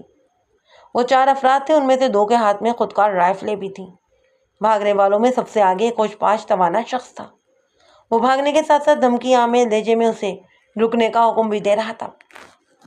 تارا اسے دیکھ کر، اس کی آواز سن کر حیران رہ گیا۔ وہ اسٹیج کا بنگالی اداکار چاکرانی تھا۔ چاکرانی ایک معروف شخص تھا اور اسے بہت کم لوگ جانتے تھے۔ تارا کو بھی معلوم تھا کہ نیچے گورا پہاڑ کی طرف چاکرانی کا ذاتی بنگلہ ہے اور وہ وہاں کبھی کبھار رہنے کے لیے آتا ہے۔ فوری طور پر اس کی کچھ سمجھ میں نہیں آیا کہ چاکرانی اس لڑکی کے پیچھے کیوں پڑا ہے اور کیوں غصے میں اس قدر بھڑکا ہوا ہے۔ کھائی سے تقریباً 4 گز کی دوری پر چاکرانی نے اس خوبصورت لڑکی کو پکڑ لیا اور بالوں سے پکڑ کر ایسا زور کا جھٹکا دیا کہ وہ چلا کر ڈھیر ہو گئی۔ چاکرانی بھوکے جانور کی طرح اس پر ٹوٹ پڑا۔ اس نے روتی چلاتی لڑکی کو بری طرح پیٹا اور سخت سردی میں اس کے کپڑے بھی تار تار کر دیے۔ بعد ازاں وہ اسے بالوں سے گھسیٹتا ہوا ڈھلوان سے نیچے لے جانے لگا۔ تارا سنگھ اب لڑکی کو بھی پہچان چکا تھا۔ وہ اسٹیج کی سائر اور بے شمار دلوں کی دھڑکن نوجوان اداکارہ روپ متی تھی۔ دفتن چاکرانی کے کارندوں نے تارا سنگھ کو دیکھ لیا۔ اس ویرانے میں تارا سنگھ کی موجودگی ان کے لیے جہاں تعجب خیز تھی وہیں تشویشناک بھی۔ تارا سنگھ یہ سارا واقعہ اپنی آنکھوں سے دیکھ چکا تھا اور یقینی طور پر تھیٹر کے ایک مشہور اداکار کو بھی پہچان لیا تھا۔ کچھ ہی تزوں میں رہنے کے بعد چاکرانی کے کارندے بڑی تیزی سے آگے بڑھے اور انہوں نے تارا سنگھ کو دبوچ لیا۔ تارا سنگھ نے ان کی منت سماجت کی اور قسمیں کھائیں کہ اس نے کچھ نہیں کیا اور نہ ہی وہ کسی کو کچھ بتائے گا، لیکن اسے پکڑنے والے کچی گولیاں نہیں کھیلتے تھے۔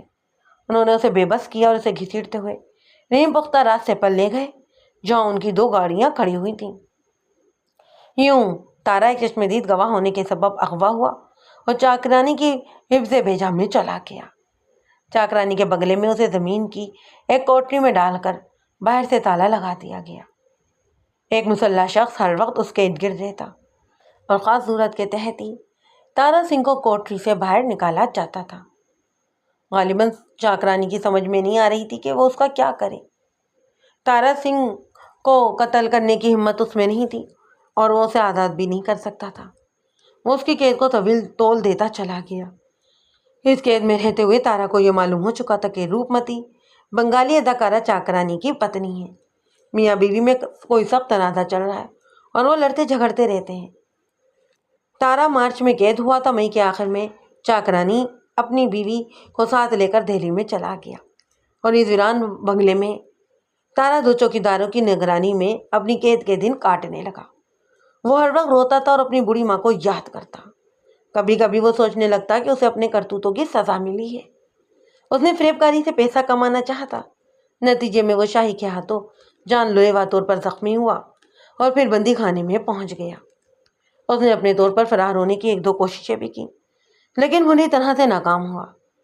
نہ صرف یہ کہ اسے سخت مارا پیٹا گیا بلکہ نگرانی بھی سخت کر دی گئی۔ اسی طرح روتے پیٹتے 3.5 مہینے گزر گئے۔ اب سردیاں آ چکی تھیں۔ ارد گرد کے تمامی بنگلے سنسان ہو چکے تھے۔ ڈلوزی کی یک بستہ ڈھلوان برف کا لبادہ پہننے کے لیے بے قرار نظر آتی تھی۔ ایک روز چاکرانی نے اپنی ان 3-4 مہینوں کے درمیان میاں بیوی کی ناچاکی میں مزید اضافہ ہو چکا تھا۔ روپمتی کثرت سے شراب نوشی کرنے لگی تھی اور ہفتے میں کئی بار چاکرانی سے بھی پٹتی تھی۔ بنگلے کے اندرونی کمروں سے بلند ہونے والی آوازیں تارا کی کوٹری تک بھی پہنچتی۔ نشے میں دھت ہونے کے بعد روپمتی چاکرانی پر چیخنے چلانے لگتی جہاں تک کہ چاکرانی تشدد پر اتر آتا۔ میاں بیوی میں خوب ہی جمتی تھی۔ وہ کبھی اس ہنگامے کی آوازیں بنگلے تک لے جاتی۔ سردیوں کی وجہ سے یہ مختصر کالونی بھی سنسان ہو چکی تھی، ورنہ ہر رات کا یہ ڈرامہ اڑوس پڑوس والوں کا تو جینا حرام کر دیتا۔ یہ تقریباً 2 مہینے پہلے کی بات تھی۔ ایک رات تارا سنگھ کو اپنی تاریک کوٹری میں بیٹھا تقدیر کے لکھے پر آنسو بہہ رہا تھا کہ دروازے کی بالائی درز سے ایک لفافہ دھپ سے فرش پر آن پڑا۔ تارا نے جلدی سے لالٹین روشن کر کے لفافہ کھولا اور یہ دیکھ کر حیران رہ گیا کہ اس میں 100 کے نوٹ ہیں۔ نوٹوں کے علاوہ ایک مختصر خط بھی تھا۔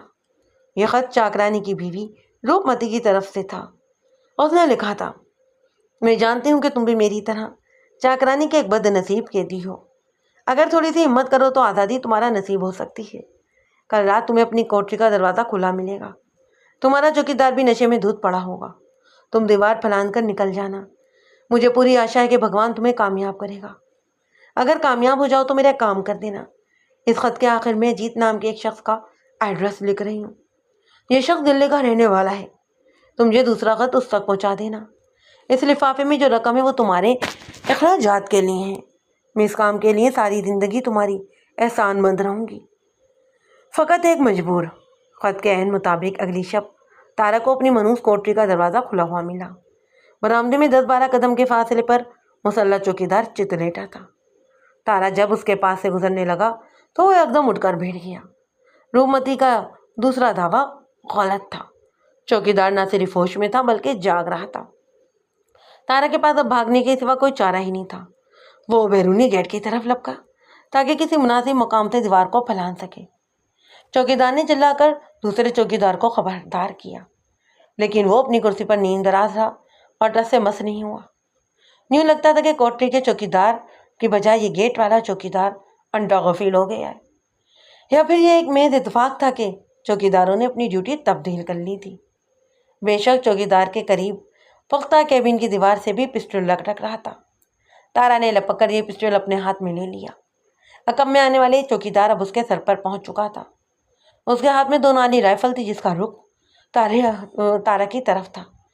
تارا نے جب یہ دیکھا کہ کوئی چارہ نہیں رہا تو اس نے گولی چلا دی.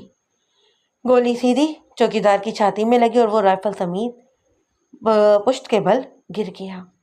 کرسی پر نیند دراز چوکیدار پھر بھی بیدار نہیں ہوا. تارا نے چھوٹے دروازے کی کنڈی گرائی اور بنگلے سے باہر نکل آیا. بنگلے سے فرار ہونے کے بعد وہ کئی روز مختلف جگہوں پر چھپتا رہا. اسے امید نہیں تھی کہ چوکیدار زندہ بچا ہوگا. دوسرے لفظوں میں اب وہ ایک خونی تھا. وہ آزاد ہو کر بھی اپنے اہل خانہ اور عزیز و اقراب سے میں واپس نہیں جا سکتا تھا. اس کا خیال تھا کہ پولیس اور چاکرانی کے ہڑکاروں سے ہر جگہ ڈھونڈتے پھریں گے. اخراجات کے لیے رقم بھی اس کے پاس موجود تھی. اس نے سیدھا دلی کا رخ کیا.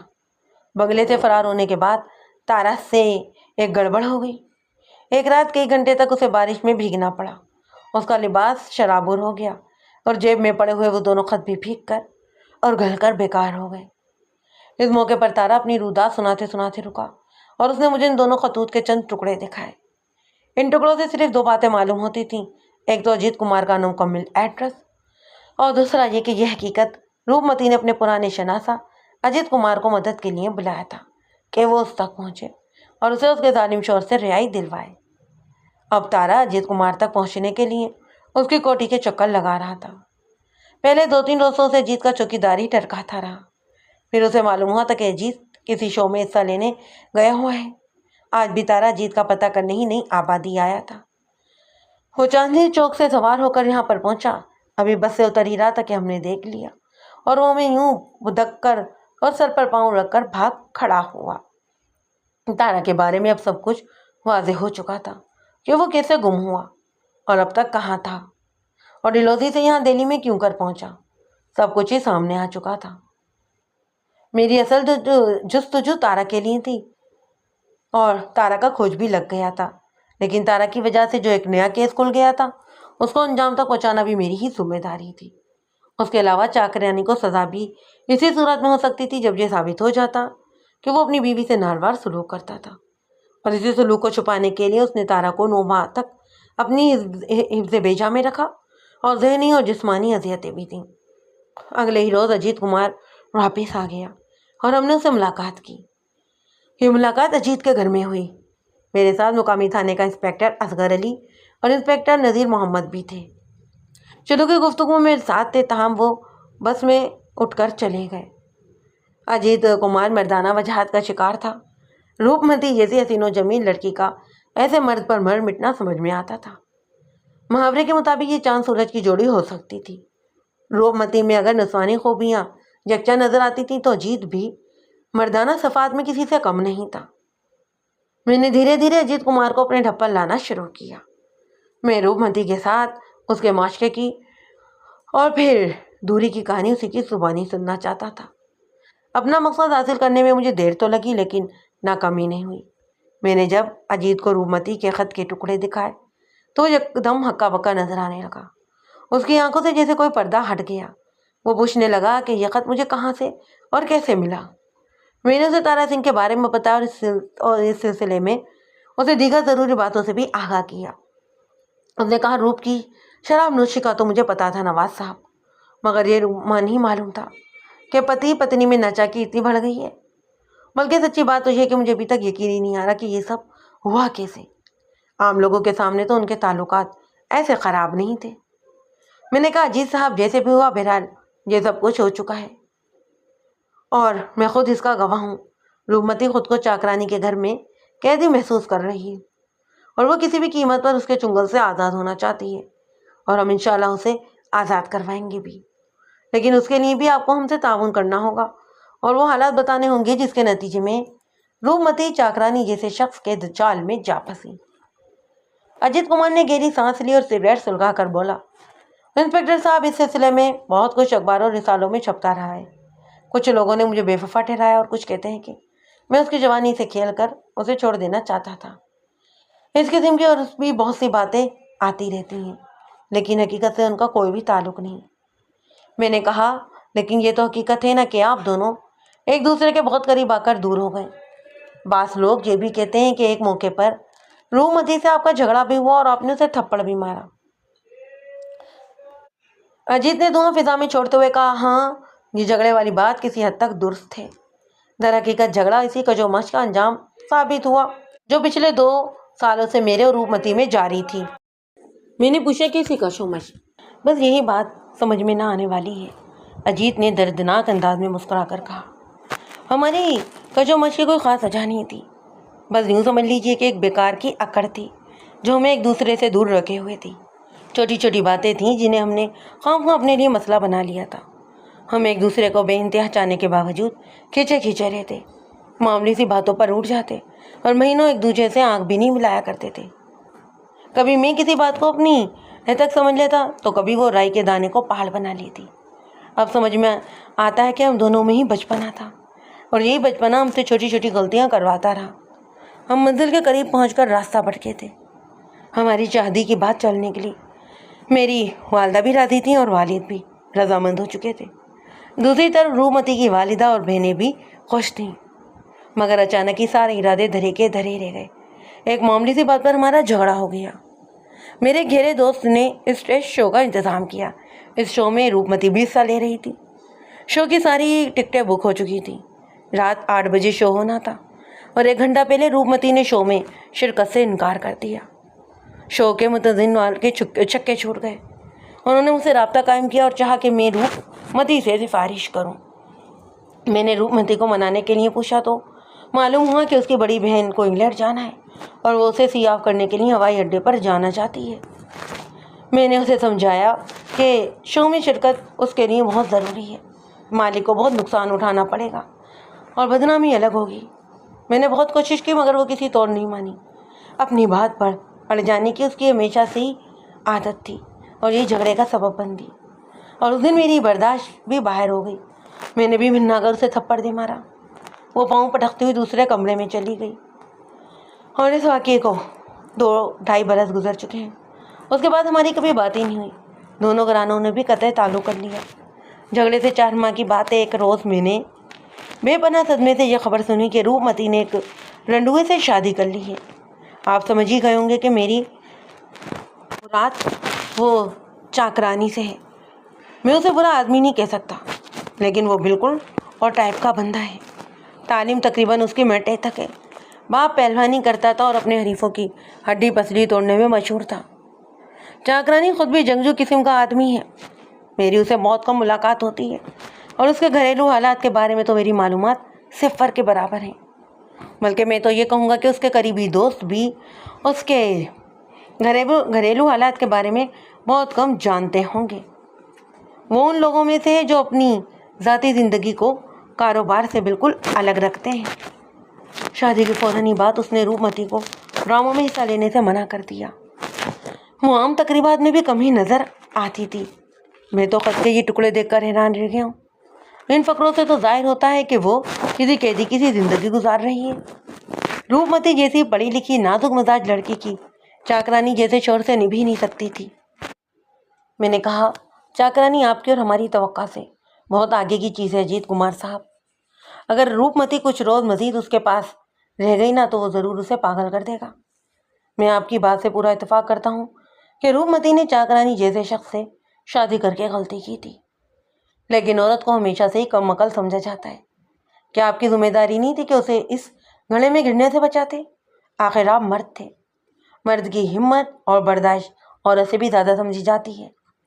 اگر وہ ضد میں آ گئی تھی تو آپ ہی ضد کو چھوڑ کر اسے سلجھانے کی کوشش کرتے.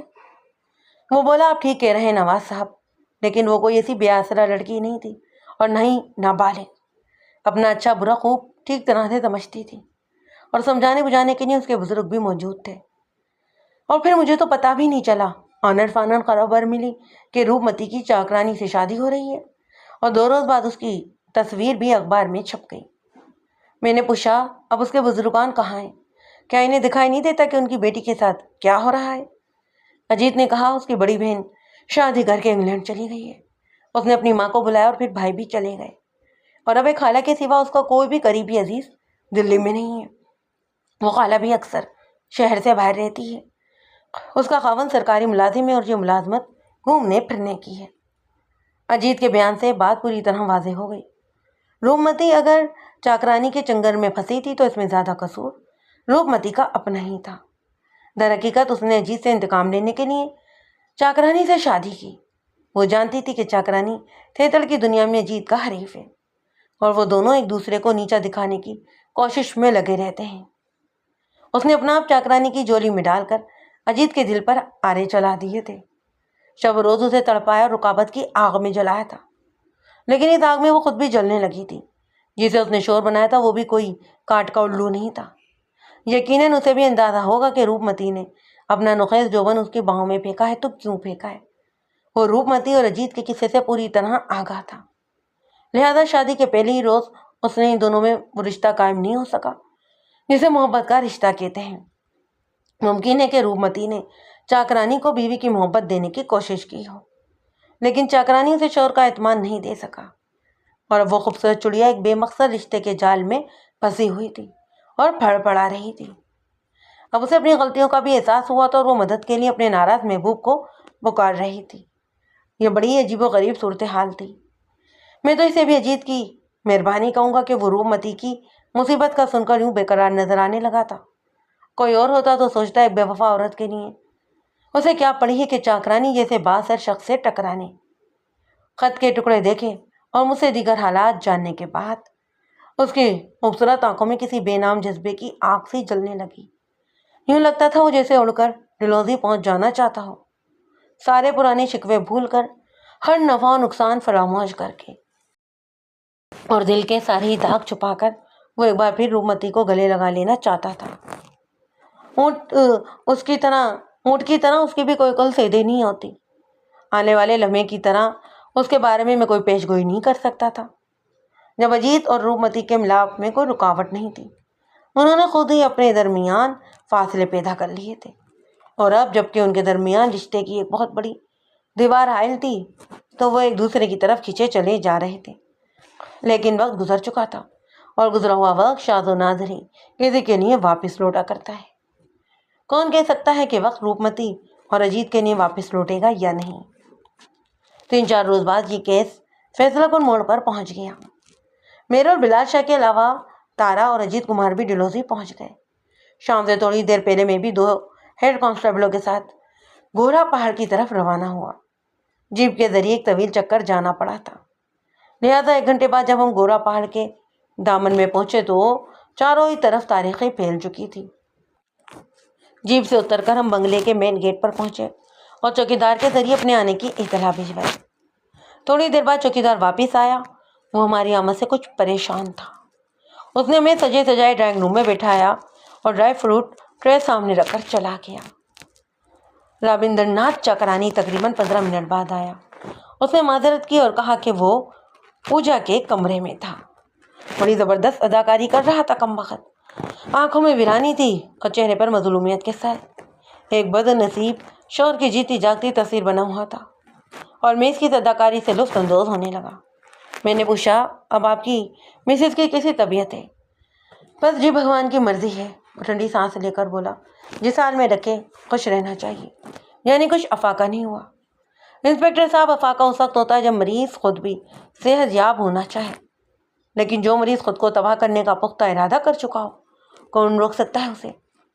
پہلے وہ دن بھر میں 1 بوتل پیتی تھی، اب اس سے بھی بڑھ گئی ہے، نشہ نہ ملے تو ہنگامہ کرتی ہے، خودکشی کی دھمکیاں دیتی ہے۔ اس کی آنکھوں میں آنسوں کی چمک تھی۔ آدمی بے شک برا تھا لیکن اداکار اچھا تھا۔ کوئی اسے دیکھ کر یہ بھی نہیں سوچ سکتا تھا کہ اس نے ایک عورت کو 1.5 سال جھوٹی انا کی زنجیروں میں جکڑا ہوا ہے۔ اس کے علاوہ وہ اغوا، حفظ بیجا اور رضا رضانی جیسے جرائم میں بھی ملوث ہے۔ میں نے افسوس کا اظہار کرتے ہوئے کہا، بہت افسوس آ رہا ہے آپ پر، اور آپ کی ہمت پر بھی داد دینے کو جی چاہ رہا ہے۔ میاں بیوی کا رشتے کا صحیح حق ادا کر رہے ہیں آپ۔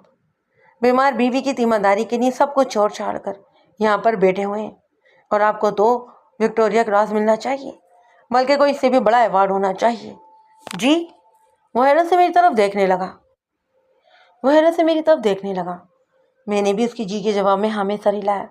کتنا خیال ہے نا آپ کو اپنی پتنی کا۔ اس کی بیماری کو راز رکھنے کے لیے ایک بندے کو اغوا کر لیتے ہیں آپ، اور کئی ماہ تک ان کے تام و قیام کی سہولتیں فراہم کرتے ہیں۔ کون پتی ایسا مائع کلال ہوگا جو اس حد تک جائے؟ Wonderful, really extraordinary. چاکرانی کا ماتھا بری طرح ٹھنک چکا تھا۔ وہ ممنا کر بولا، میں کچھ سمجھ نہیں پا رہا، کیا کہہ رہے ہیں آپ؟ میں نے کہا، سمجھ تو تمہیں ساری آ رہی ہے لیکن تم تسلیم نہیں کر رہے ہو۔ میں ایک دم آپ سے تم پر آیا، وہ بھوکلا کر رہ گیا۔ انسپیکٹر، کیا بھیکی بھیکی باتیں کر رہے ہو؟ کچھ پی کر تو نہیں آ گئے ہو؟ میں نے اپنے ہیڈ کانسٹیبل کو اشارہ کیا۔ اس نے چرمی بیگ میں رکھی ہوئی ہتھکڑی نکال لی۔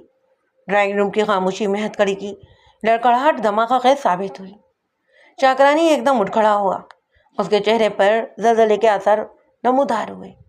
میں نے اس موقع پر مناسب سمجھا کہ پسٹل نکال لیا جائے۔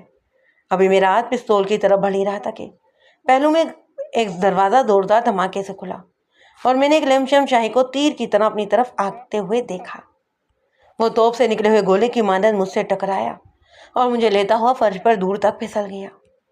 میرا سر دیوار سے ٹکرایا اور آنکھوں کے سامنے چند لمحوں کے لیے دھند سی پھیل گئی۔ یہ دھند صاف ہوئی تو میں نے ہیڈ کانسٹیبل کو کھڑکی سے کود کر بھاگتے ہوئے دیکھا۔ یہ ہندو کانسٹیبل تھا۔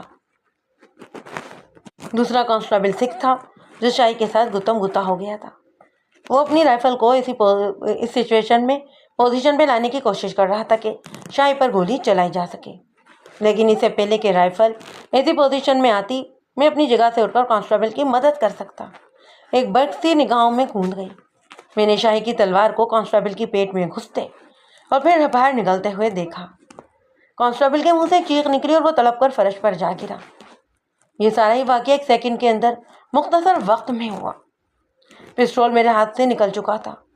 میں سیدھا کھڑا ہوا تو شاہی دونوں ہاتھوں میں خون آلود تلوار سونپ کر میرے سامنے آ گیا۔ یہ مناظر میری زندگی کے چند ناقابل فراموش یادوں کا حصہ ہیں۔ آج بھی تصور کرتا ہوں تو سب کچھ آنکھوں کے سامنے آ جاتا ہے۔ اس کی آنکھوں میں جنون کا رقص تھا۔ وہ بڑی خوفناک آواز میں گڑا رہا تھا، تھانے دار، تجھے کہا تھا نا کہ اس وقت کو بھولنا مت، وقت کو یاد رکھنا، کہا تھا نا تجھے۔ وہ ہوش و حواس سے بیگانہ تھا، میرے خون کا پیاسا نظر آ رہا تھا۔ میں جو اسے جوڈیشنل ریمانڈ میں جیل چھوڑ کر گیا تھا، اس کا رہا ہونا بادحض قیاس تھا۔ یقیناً وہ جیل توڑ کر آیا تھا۔ میرا یہ تلوار کی ظالم کاٹ سے بچانے کا تھا وقت خود کو۔ مجھے اچھی طرح یاد ہے اس وقت میرے قدموں میں زخمی کانسٹیبل کا جسم پھڑک رہا تھا اور میں دیوار سے پشت لگائے شاہی کی طرف دیکھ رہا تھا۔ شاید چاکرانی نے شاہی کو روکنے کی کوشش بھی کی، لیکن شاہی کچھ کہنے سننے کی حد سے گزر چکا تھا۔ میرے قتل سے وہ کسی کم بات پر راضی نہیں تھا۔ غلیظ گالیوں کی بوچھاڑ کے ساتھ ہی وہ مجھ پر ٹوٹ پڑا۔ اس کے پہلے 2 وار میں نے سانپ بچائے، لیکن تیسرا میرے کندھے پر پڑا۔ تلوار کی دھار سے جرسی قمیض اور بنیان کٹ کر کندھے میں ہی پیوست ہو گئی۔ ایک بار مجھے نشانہ بنانے کے بعد شاہی کی درندگی کچھ اور بھی بڑھ گئی۔ وہ اندھادھند مجھ پر وار کرنے لگا۔ میں الٹے پاؤں پیچھے ہٹ رہا تھا اور ساتھ ساتھ اس کے وار بھی بچا رہا تھا۔ معلوم نہیں کتنی بار شاہی کی تلوار میرے جسم کو چھو کر گزری، کتنے چرخے لگے اور کتنے زخم آئے۔ مجھے وہ مناظر دھندلے دھندلگی سے یاد ہیں۔ بنگلے کے نوکر ڈرے سے میں دیوار سے لگ کر کھڑے ہوئے تھے۔ چاکرانی کا چہرہ بھی زرد ہو رہا تھا اور وہ چلا چلا کر شاہی سے کچھ کہہ رہا تھا۔ میرا لباس کی جگہ سے پھٹ چکا تھا اور تلوار چھیننے کی کوشش میں ایک ہاتھ بری طرح سے بھی زخمی تھا۔ جو ہی میں نے ڈرائنگ روم کی کھڑکی پر پہنچا، میں نے چھلانگ لگا دی۔ بنگلہ نیچے چونکہ ڈھلوان پر تھا، لہذا کھڑکی سے چھلانگ لگا کر میں تقریباً 20 فٹ نیچے پتھریلی زمین پر گرا۔ دونوں ہی پاؤں پر چوٹ آئی۔ تاہم ایسی نہیں کہ میں کھڑا نہیں ہو سکتا ہوں۔ جیپ تقریباً 40 گز کی دوری پر موجود تھی اور اس میں ایک بھری ہوئی شاٹ گن بھی رکھی تھی۔ میں دوڑ کر جیپ تک پہنچ سکتا تھا، لیکن نہ جانے کیوں مجھے امید تھی کہ جیپ تک جانے کی نوبت ہی نہیں آئے گی، اور پھر وہی ہوا جو میں سوچ رہا تھا۔ غضب میں بھنکارتے ہوئے شاہی نے اپنے ڈھیل ڈول کی پرواہ کیے بغیر کھڑکی سے چھلانگ لگائی اور تیز چا کر زمین پر گر پڑا۔ جلدی سے اٹھنے کی کوشش کی، لڑکھڑا کر پھر گر گیا۔ میں نے اسے دوسری کوشش کرنے کا تو موقع ہی نہ دیا اور لپک کر اسے دبوچ لیا۔ جو ہی اس کی تلوار میری کلائی میری گرفت میں آئی، میں نے بے پناہ نفرت سے کلائی کو مڑوڑا اور تلوار اس کی گردن سے گرا دی۔ اس نے اپنے اس طرح پھرے ہوئے سر سے ٹکر مار کر مجھے تارا کی طرح کسی کھائی میں پھینکنا چاہا، لیکن اس دفعہ اسے کامیابی نہیں ہوئی۔ اس کی ٹکر میرے چہرے کے بجائے سر پر لگی۔ یہ آخری وار تھا جو اس نے کیا۔ اس کے بعد وہ صرف دفاع کرتا رہا اور آخر دفاع کے قابل بھی نہ رہا۔ ارد گرد کے بہت سے مقامی لوگ جو دیکھنے کے لیے تماشا اکٹھے ہو چکے تھے، اور جو میرے حق میں بہت بہتر ہوا، کیونکہ مجموعہ لگنے کے بعد چاکرانی اور اس کے نوکروں کے لیے یہ ممکن نہ رہا کہ وہ کسی بھی طرح شاہی کی مدد کر سکتے۔ 5 منٹ کے اندر اندر ہی یہ سارا کھیل ختم ہو گیا۔ شاہی لہو لہان فرش پر خاک پڑا تھا۔ شاہی اور چاکرانی گرفتار ہوئے۔ شاہی کے کارندے دیپک رام کو بعد میں پٹنہ کوٹ سے پکڑا گیا۔ تھوڑی دیر بعد ڈلہوزی سے پولیس کی مزید نفری گورا پہاڑ پہنچ گئی۔ اس نفری کے ساتھ 2 ڈاکٹر اور ابتدائی طبی امداد کا سامان بھی آیا تھا۔ سکھ ہیڈ کانسٹیبل کے پیٹ میں تلوار کا گہرا زخم تھا اور ہاتھوں کو نقصان پہنچا۔ ڈاکٹروں نے اسے چاکرانی کے بنگلے میں ہی طبی امداد پہنچا اور مزید علاج کے معالجے کے لیے جیپ میں ڈال کر ڈلہوزی لے گئے۔ پولیس کی مزید نفری آنے کے بعد ہم نے چاکرانی کے وسیع بنگلے کی تلاشی لی۔ چاکرانی کے بیڈ روم سے عیاشی کے دیگر سامان کے علاوہ ایک نوعمر طوائف بھی برآمد ہوئی۔ جس وقت میں بنگلے پر پہنچا، چاکرانی اسی طوائف کے ساتھ رنگ رنیاں بنا رہا تھا۔ نتیجے میں 15-20 منٹ تک مجھے اس کا انتظار کرنا پڑا تھا۔ آ کر چاکرانی نے بتایا کہ وہ پوجا پاٹ کے کمرے میں تھا۔ اچھی پوجا پاٹ تھی۔ رومتی کو بالائی منزل کی ایک تنگ و تاریک کمرے سے برآمد کیا گیا۔ شراب نوشی نے اس کی حالت بہت ہی پتلی کر دی تھی، پھر بھی وہ خوبصورت نظر آ رہی تھی۔ یقیناً وہ بہت خوبصورت رہی ہوگی۔ ڈلہوزی سے پولیس پارٹی کے ساتھ اجیت کمار بھی ساتھ آیا۔ اجیت کو دیکھ کر وہ زور زور سے رونے لگی۔ اجیت نے اسے کندھے سے لگا لیا اور دلاسا بھی دینے لگا۔ ڈلہوزی کے تھانے میں پہنچ کر روپمتی نے جو طویل بیان دیا، اس میں ایک اہم بات یہ تھی کہ چاکرانی نے اسے حفظ بیجا میں بھی رکھا ہوا تھا۔ اس نے بتایا، میرا یہ شریک حیات نہیں جلات ہے، اور اس نے 1.5 سال سے مجھے قید تنہائی میں رکھا ہوا ہے۔ میں دن رات اس کی گالیاں سنتی ہوں اور ٹھوکریں کھاتی ہوں۔ بھگوان جانتا ہے مجھے شراب کی عادت ڈالنے والا بھی یہی شخص ہے۔ یہ پلے درجے کا شکی مزاج اور مکار آدمی ہے۔ یہ میری پاک دامنی پر شبہ کر کے مجھے بے وفائی کے طعنے دیتا اور خود بازاری عورتوں کے ساتھ سوتا۔ اس نے نہ صرف مجھے قتل نہیں کیا، باقی ہر وہ ظلم کیا ہے جو یہ کر سکتا تھا۔ روپمتی کے سخت ترین بیان کے بعد چاکرانی کے خلاف کیس مزید مضبوط ہو گیا۔ جو رہی کسی کثر تھی وہ شاہی کی وجہ سے پوری ہو گئی۔ شاہی کے ساتھ چاکرانی کا تعلق اب ثابت ہو چکا تھا۔ اس تعلق کی مختصر کہانی یہ ہے کہ کھائی سے تارا کے غائب ہو جانے کے بعد شاہی ہاتھ پر ہاتھ دھر کر نہیں بیٹھ گیا تھا۔ وہ مسلسل اس کی تلاش میں پھرتا رہا، اور آخر اسے شک ہو گیا کہ تارا گورا پاڑا پر اکا دکا چاکرانی کے بنگلے میں ہے۔ وہ چاکرانی کے بنگلے تک جا پہنچا۔ چند دن کے بعد ان دونوں میں انڈرسٹینڈنگ پیدا ہو گئی۔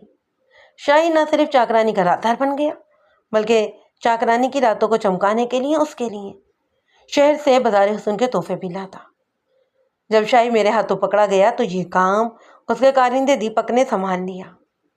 ان لوگوں کی بدقسمتی اور روپمتی کی خوش قسمتی کہ دیپک رام میری نگاہوں میں آ گیا، اور میں اس کا پیچھا کر کے چاکرانی کے بنگلے تک جا پہنچا۔ شاہی کو گرفتار کرنے کی کوشش میں مجھے کافی زخم ہے، لیکن خوش قسمتی سے کندھے کے علاوہ کوئی بھی زخم سنگین نہیں تھا۔ 3-4 روز کی مرہم پٹی سے یہ زخم ٹھیک ہو گئے۔ اس کہانی کا اہم ترین کردار ہے تارا سنگھ۔